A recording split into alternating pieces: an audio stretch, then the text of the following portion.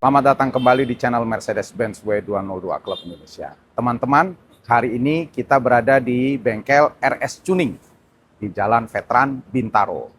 Di belakang saya ada salah satu 202 yang hendak dicuning dan tentunya nanti akan didyno. Ada rubahan-rubahan yang cukup menarik untuk kita saksikan bagaimana hasil dynonya. Yuk sama-sama kita saksikan pada video ini.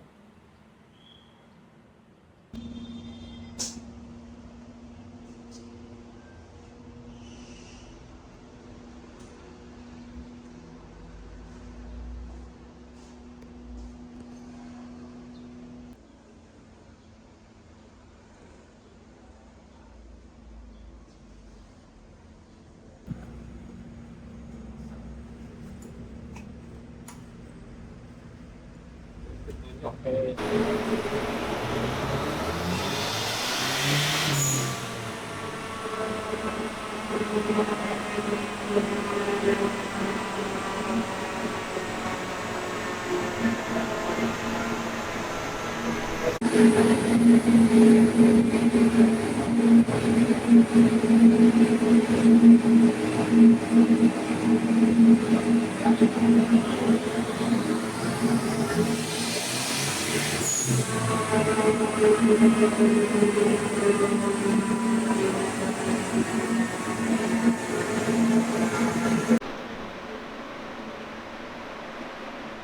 Oke, teman-teman semua, kita masih proses nih. Tuningnya belum selesai. Ya. Ini masih ada style-style lagi. Memang proses tuning itu nggak mudah untuk bisa menemukan setting yang paling maksimal. Nah, di sebelah saya, teman-teman semua ini ada Om Turbo. Om Turbo. Ya, nama panggungnya Om Turbo. Nama panggung Om Turbo. Ya. Nama Kalau aslinya Yongki. Yongki, Om Ya. Yongki. Jadi Om Yongki inilah yang ngoprek 202 yang hari ini kita sedang dyno. Ya. Jadi masih ngapain nih sekarang Om? Oke, jadi kita ini dyno. Ngapain sih di dyno? Jadi yang kita cari itu perbandingan udara sama bahan bakar yang pas. Ya, ya. Pengapiannya pas, timingnya. Ya. Jadi kalau itu semua tercapai, harusnya mobil ini enak, awet, nggak buang-buang bahan bakar. Oke. Yang pasti ya apa yang udah kita keluarin effortnya itu Maksimal. kita dapetin. Iya. Gitu loh. Iya, Jadi iya. kita mau pasang macam-macam apa segala macam, kalau tuningnya nggak beres Iya, iya. itu sia-sia. Siap, siap. Gitu Om. Nah, ini kan udah berapa kali tadi tuh run Om? Ya. Ya. Terus kayaknya masih ada yang kurang, Ya, ya jadi- kan dirubah lagi. jadi Apa tuh yang ada- terjadi? Ada yang ingin kita capai. Oke. Termasuk salah satunya boostnya. Oke. Ya, boostnya di level yang pas, tidak membahayakan mesin, tapi power yang kita dapetin juga sesuai gitu ya. Oke. Nah, itu kan masih mekanikal ya Om ya. Jadi kalau Oke. misalnya tadi sempat kegedean boostnya, Awalnya. awalnya kegedean. Oke. Terus kita lakukan sesuatu lah sama wastegate-nya biar Siap, turun siap. boostnya. Siap. Kekecilan. Oh. Buka lagi. Nah, sekarang lagi mau Dinaikin lagi malah dinaikin sekarang. lagi. Oke. Sebenarnya itu bisa pakai boost controller elektronik lah ya. Iya, iya. Cuman tetap kita harus set preset di minimum boostnya dulu yang kita mau, baru ntar kita bisa naikin pelan-pelan. Oke. Gitu. Iya, iya, iya. Jadi mau dapatkan minimumnya dulu nih Om ya, yang Ya, maksimal tuh ya. Oke. Ini sekarang berarti lagi Lagi dinaikkan lagi ya? main-mainin pairnya. Iya, kita naikin lagi karena tadi naikin terlalu lagi. rendah. Terlalu rendah. Yes. Om, ini kan kita tuning ini ya, kita tadi sedang cari busnya yang pas. Ini karena sudah ada banyak ubahan di mobilnya Om Dendi ini kan. Iya, iya, iya. Ini mobil Om Dendi ini udah pernah juga ada di channel kita Oke. nih, diliput Om. Iya, Nah, boleh cerita nih Om. Oke, jadi kan Apa aja ubahannya nih? pertama mobil ini saya pegang, itu kan emang udah turbo. Oh, sebelumnya masuk kan memang sudah turbo. Emang udah turbo. Terus Cuman terus sempat kita bawa race gitu kan. sempat drag race. Drag race tuh waktu itu di Peak ya. Di Peak, ya. Ya. Om. Jadi salah satu downside-nya mobil turbo itu Iya. turbo lag. Oke. Apalagi di mobil Matic. Oh, Jadi dia berangkatnya nih, sudah ada turbo lag terus matic pula. ya berangkatnya ngantuk banget nih. Jadi kita mesti ada Istilahnya ritual. ngantuk, Om. Iya ngantuk. Ditahan rem, Iya, digas abis apa segala Iya. macam gitu. Iya, Dan iya. ya itu. Jadi turbo ini kan kayak ada power bandnya ya. Dia hidup di sebuah tempat gitu ya. Iya, iya, iya. Nah di sini dia belum hidup. RPM tertentu gitu. Ya di RPM tertentu. Itu nggak bisa diatur. Oke. Jadi size-nya sesuai nggak sama mesinnya. Jadi memang dari awal kalau mau kayak gini-gini harus dikonsepin. Ini mobil mau buat balap atau mau buat jalan-jalan, pengen tenaga ekstranya di bawah, di tengah, apa di atas. Oke. Apa mau bikin dyno queen yang sampai 500, 600, 700 HP, itu nggak bisa pakai turbo yang kayak gini. Oke. Yang segede gini. Jadi kalau yang sekarang ini konsepnya apa nih? Daily. Oke. Daily tapi ya fun to drive. Gitu ya. recreational racer lah. Recreational racer istilahnya. Dipakai jalan-jalan, ada Sekali-sekali balapan, ikut drag ada boleh, balapan ayo kan gitu. Oke. Jadi balapan Ya. juga masih oke Ya. gitu Om ya. Oke. Nah, dengan konsep dia recreational race tadi, Om, apa nih yang sudah dilakukan? Iya, jadi kan ubahannya? sebelum kita apa-apain saya rasain mobil ini memang bawahnya agak-agak kurang responsif gitu. kan. ngantuk tadi Om. Akhirnya ngobrol-ngobrol sama Om Dendi, saya kasih ide nih. Iya. Jadi biar gimana caranya bawahnya dapat, atasnya dapat. Oke. Cuman emang agak kompleks akhirnya gitu Iya, kan. iya, iya, iya. Jadi kita bikin compound turbonya. Ada kecil, ada gede. Oh, itu bukan istilahnya bukan twin turbo Om ya? Bukan, jadi Beda ya, Om? twin turbo itu lebih ke 2 biji kerjanya bareng. Kalau ini dorong-dorongan dia. Nah, coba diceritain Om, dorong-dorongan tuh gimana maksudnya? Si turbo dari mesin masuk ke turbo kecil, Oke. gas buangnya. Nah, gas buang dari turbo kecil itu masuk lagi ke turbo gede, besar. buat spooling yang gedenya. Jadi kayak Akibatnya itu apa tuh? lebih responsif, jauh lebih responsif dibanding. Jadi boleh dibilang bawahnya dapat, atasnya juga nggak kedodoran. Nah, kombinasi kayak gini nih lazim di diesel-diesel sebenarnya. Oh. Diesel-diesel. Jadi kalau kita lihat diesel-diesel di Thailand apa segala macam gitu yang powernya gila-gila tapi bawahnya masih enak ya begini semua. Compound semua. Jadi pakai compound turbo yang untuk di bawahnya itu yang awalnya dia Ini, lebih kecil ukurannya. Betul. Ini kan karena mobilnya otomatis, mau enak dipakai, bukan cuma mau kejar HP ya. Kalau kejar HP kan kasih turbo gede aja, berangkatnya bisa pakai turbo lag kalau mau balapan ya. Anti lag segala macam, banyak cara lah siasatin. Cuman kan itu bukan mobil harian. Iya. Nggak nyaman dipakai Nggak nyaman, harian. nggak nyaman. Iya. Jadi ya memang target kita ya bikin mobil harian yang powerful lah, fun to drive. Jadi kalau nyetir tuh senyum. Iya. Bukan hanya waktu drag senyum Iya, Om ya. iya. Hari-hari pun kalau jalan-jalan juga tetap senyum Om. Iya. Siap. Dan kencang. Siap. Berarti pakai compound turbo. Terus Iya. apa tuh dalam rangka itu Om yang dirubah lagi dari yang sebelumnya? Oke, Nah, jadi piping berubah dong. Om. piping pasti berubah karena kan konfigurasinya berubah. Ya. Terus dari itu request dari Om Dendi nih, tampangnya bisa nggak dibikin lebih bagus gitu kan? Tampang apanya? Tampang pipa-pipanya. Jadi kan kita ulang lagi semua itu. Iya. Terus udah gitu, Itu pipa-pipa di tempatnya Om iya, Yongki? kita bikin sendiri Fabrikasinya semua itu. langsung. Nah, Oke. Jadi kita cukup lengkap lah. Peralatan Om ya. Equipmentnya dari mulai welding equipmentnya segala Oke, macam ada. Iya. Pokoknya buat fabrikasi lah Om ya. Iya, fabrikasi. Siap. Pipa-pipa. Terus apa lagi? Metalworks lah kita kerjain semua. Metalworks. Apa lagi Om? Terus yang bikin nggak enak mobil ini dulunya transmisinya. Jadi karakter transmisi Mercedes era ini kan emang kayak begitu ya. Jadi kalau yang pada pakai C-Class tuh Dia waktu itu pakai transmisi Mercedes yang apa sih Om? 7223 kalau nggak salah ya. Apa 7224 gitu. Jadi eranya transmisi Mercy yang masih murni hidrolik. Belum ada campur tangan elektroniknya. Oke. Dan dia 4 speed. Jadi emang karakternya gitu kan, pindah giginya. Ya maaf nih agak ngantuk gitu kan. Iya, karena mungkin ngejar memang elegan Om. Iya. Iya, kan Mercedes itu kan katanya identik dia sebenarnya lebih elegan gitu kan. Ya. Cuman ya dengan begitu Ngantuk. gitu kan. Iya. Terus Om? Nah itu udah hilang tuh di generasi yang NAG ya, yang 5 speed 5G Tronic kan udah beda banget rasanya gitu. Ya udah akhirnya karena ini mobil harian yang cukup powerful, jadi ya saya saranin kita ganti Jepang aja metiknya Om. Gitu. Kenapa nggak pakai itu Mercedes yang 5 speed tadi Om?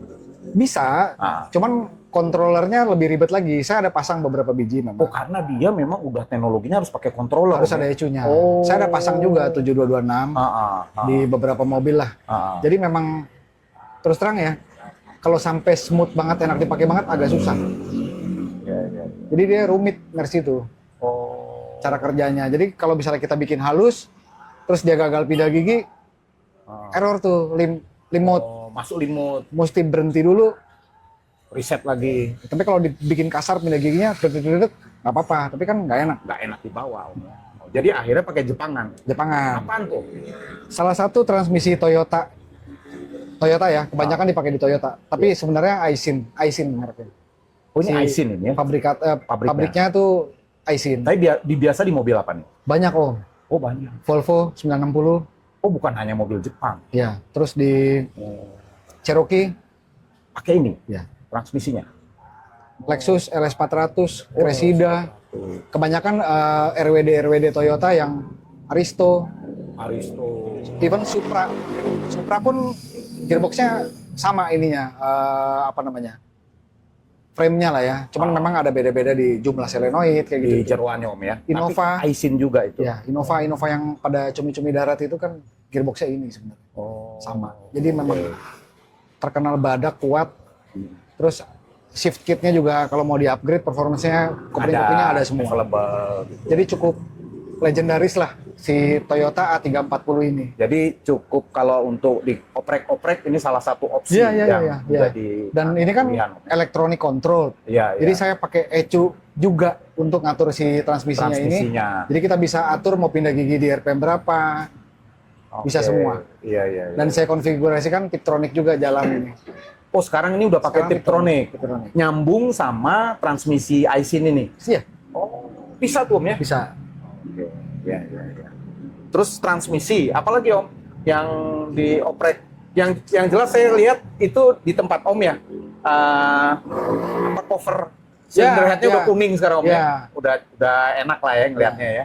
Jadi kan emang ada bersih ada rencana untuk mempercantik engine bay-nya juga. Ya udah salah satunya itu. Pakai valve cover yang model rata. Dikuningin. Terus tadi saya lihat air intake-nya juga di box ya. Bikin supaya cold air intake gitu Om ya. Sama nggak terlalu berisik. Kalau open begitu, suara turbonya melengking banget Om. Oh, jadi ngecuitnya itu Om ya? Iya, itu biar lebih slipper lah. Ya. Oke. Teman-teman nih kayaknya mau run lagi. Ya, nanti kita lanjutin obrolannya Om ya. Nih biar kita run lagi. Siap, Om. Thank you Om Yongki. Kita lanjut nanti. Siap.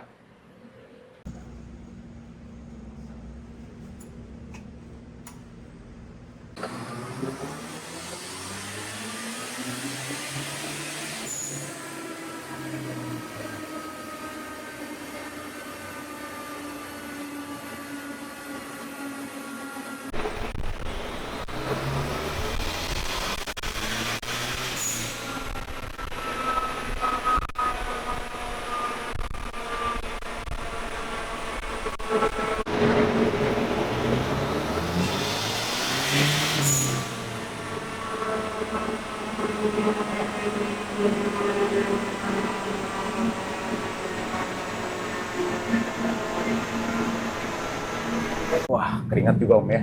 Keringat. Emang panas Om ruangan dyno. Ruang dyno ya. Ruang dyno panas.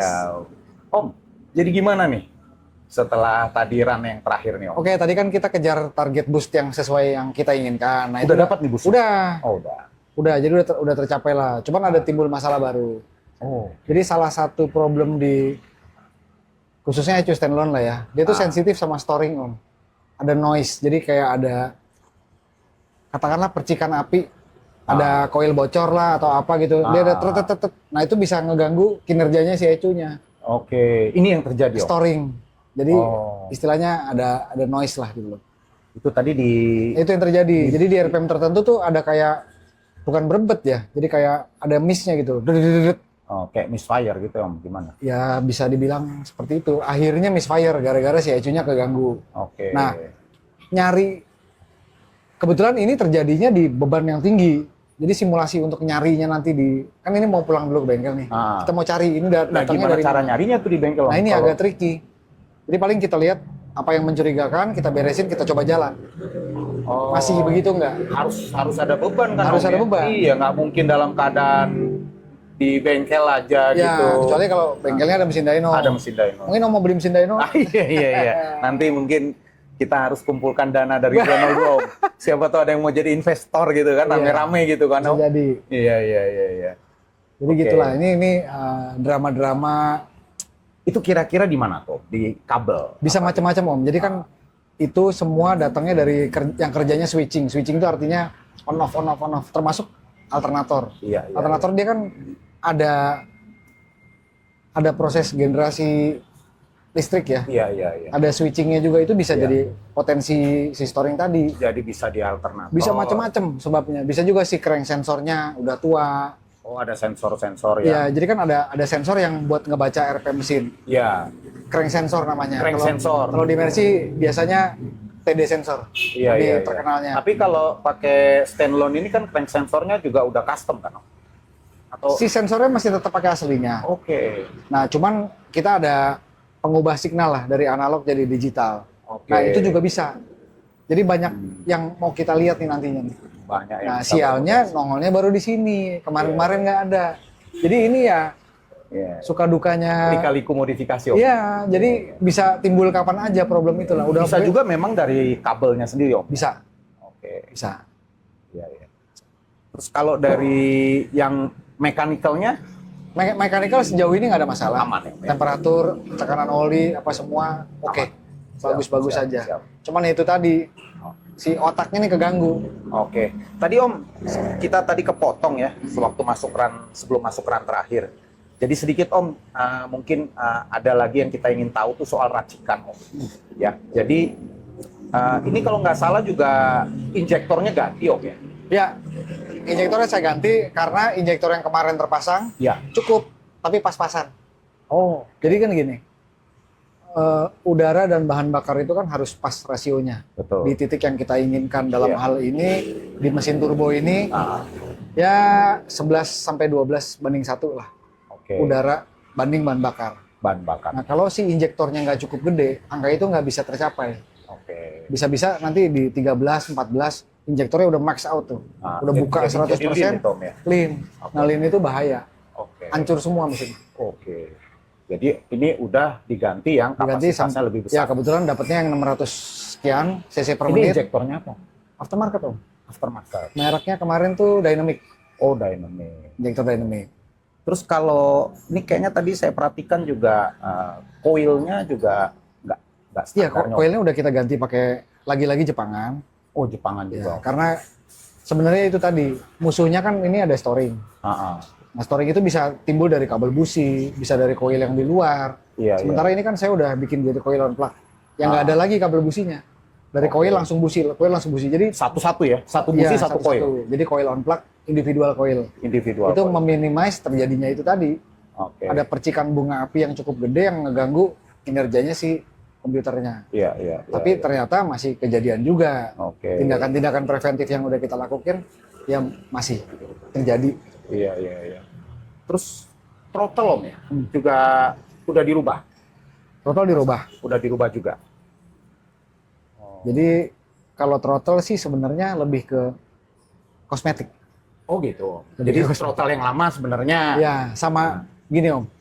Mercedes punya desain throttle saya nggak ngerti ya dari zaman dulu itu kenapa dari mulai kabel gas sampai ke throttle-nya sendiri tuh ada ini, ada itu, ada ini, ada itu. Kepanjangan. Jadi, berat diinjeknya. Oh. Sementara di mobil-mobil lain nggak begitu kan, ya kabel yang langsung muter aja gitu.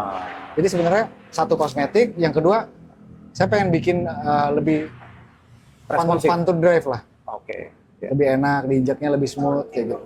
Iya. Itu aja sebenarnya. Om, kalau transmisi tadi Om ya, ini berarti kan nggak cuma sekedar tadi kita ganti gearbox Aisin itu kan, ada racikannya lagi dong Om. Ini yang finalnya juga dirubah juga. Oh iya, karena perbandingan giginya si transmisi bawaannya Mercedes ini kan beda jauh dengan ini. Gigi 3 yang 4 speed yang Mercedes ini tadi. Kan sama-sama 4 speed nih. 4 speed Mercedes dengan 4 speed Jepangan. Yang Aisin ini. Ya, Aisin. Gigi 4-nya Mercedes sama dengan gigi 3-nya Aisin. Oh. Jadi finalnya harus diganti. Finalnya saya sesuaikan. Oke. Nah, dalam hal ini kan sebenarnya bisa dihitung gitu loh. Cuman kan ada cara shortcut. Iya. Ini gearbox apa? Jepang apa? Donornya. Oh, dari Lexus LS 400. Bisa. Final gear-nya LS 400 berapa sih? Iya, iya. Ya udah samain aja. Oke, cari padanannya. Iya. Jadi Om pakai apa nih sekarang? Pakai C180 Matic, manual. Oh, rasionya 3,9. 3,9. Oke. Ya, ya. Itu nanti akibatnya apa tuh Om? Kalau bisa cerita Om? Karena kalau kita nggak ganti, gigi satunya nanti berangkatnya ngantuk banget nih Om. Oh, ngantuk banget. Kayak mungkin kalau di gearbox sebelumnya kayak start di gigi 2 lah. Nggak di satu. Berat gitu. Cuman kalau misalnya mau pakai mesin let's say 5.000, 6.000 cc, enak tuh. Oh, karena si mesinnya karena mesinnya tenaganya besar, kuat, torsinya besar gede. juga, Jadi kan ya itulah. Oke. Itu kenapa di body yang sama 202, kenapa banyak model final gear-nya kan? Iya, dari iya, 3,9 sampai kalau nggak salah yang C43 ya, mungkin ya. Atau pasti lebih ada yang di bawah 3 tuh, 2,8 kalau iya, nggak salah. lebih kecil Om ya. Iya, lebih kecil lagi. Nah, itu kan disesuaikan karena mesinnya lebih besar. Biar nggak mau bazir. Iya, iya. Ya kan? Iya, iya. Oke Om, jadi ini dibawa balik ke bengkel. Iya, balik dulu. Nanti moga-moga pasti kesini lagi dong Om ya. Iya. Untuk Untuk tuning lagi kan. hal yang belum selesai. Iya, iya, iya.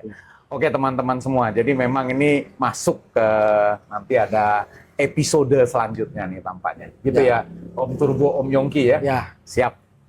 Ya, terima kasih banyak Om. Sama-sama. Nanti kabarin dong Om ya, kita kalau Pasti. kesini lagi Om ya. Pasti. Terima kasih banyak Om. Terima kasih. Siap. Ya. Teman-teman, terima kasih sudah menonton video ini sampai akhir. Jangan lupa like, subscribe, dan komen. Sama follow IG saya. Follow IG-nya, IG-nya Di Om, sini. nanti kita Nanti di tulis sini. ya. Siap. Ada di sini. Siap.